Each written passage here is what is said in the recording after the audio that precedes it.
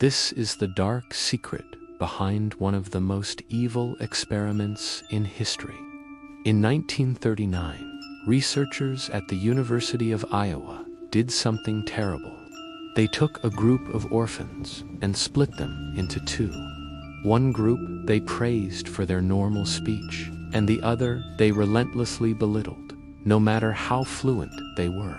The goal was to see if they could create lifelong speech impediments, and they did. Not only did many of the children develop speech impediments, but they also suffered from anxiety and emotional issues. The study was then buried for decades until it was finally revealed to the world. And when people found out what these researchers had done, they were shocked.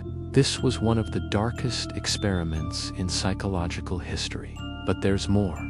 The lead researcher was paid by the government to conduct this study, and you won't believe why.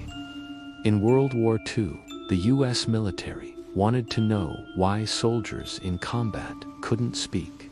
So they turned to the experts at the University of Iowa, who had already conducted a similar study on orphans. They gave them a bunch of money and let them loose. What they found was that the soldiers who could unspeak in combat were suffering from the same speech impediment and anxiety that the orphans had developed in the study.